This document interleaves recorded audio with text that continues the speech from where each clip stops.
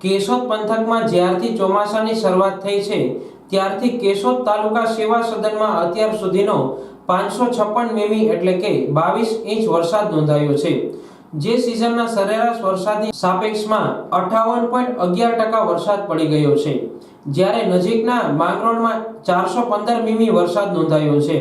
તેમજ સમગ્ર જૂનાગઢ જિલ્લામાં ભેસાણ તાલુકામાં સૌથી ઓછો એટલે કે 388 મીમી વરસાદ પડ્યો છે. હાલ અષાઢ મહિનો ચાલી રહ્યો હોય જે ચોમાસાની શરૂઆત જ ગણી શકાય તેવા સંજોગોમાં કેશોદ પંથકમાં દર વર્ષે પડતા સરેરાશ 947 મીમી વરસાદ સામે અત્યાર સુધીમાં 58.71% વરસાદ વરસી ચૂક્યો છે. જિલ્લામાં સૌથી વધુ વરસાદ વિસાવદરમાં 853 મીમી જ્યારે વંથલીમાં 843 મીમી નોંધાયો છે.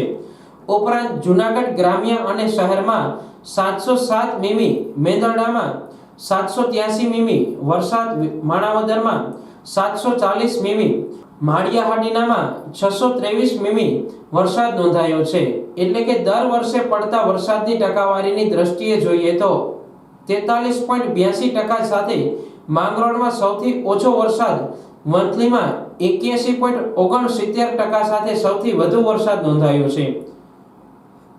કેશોદ પંથકમાં આજના દિવસનો સાંજના 4 કલાક સુધી 10 મીમી નોંધાયો છે. ચોમાસું શરૂ થયું ત્યારથી અત્યાર સુધી ઘેડ પંથકને પાકને નુકસાની જોવા મળી રહી છે, તો બીજી તરફ ઊંચાણવાળા વિસ્તારમાં શાંતિથી વરસતા વરસાદના કારણે મગફળીના પાકનો વિકાસ બરાબર થતો હોય ખેડૂતો માટે ખુશીનો માહોલ જોવા મળી રહ્યો છે. હાલ કેશોદના ઘેડ પંથકના પૂરના હિસાબે મગફળીના પાકને નુકસાન થયું હોય તાલુકામાં ખેતીવાડી વિભાગ દ્વારા 13 ગામનો સર્વે ચાલી રહ્યો છે, જેમાં અત્યાર સુધીમાં 11 ગામડાઓમાં સર્વેની કામગીરી પૂર્ણ કરી દેવાય છે.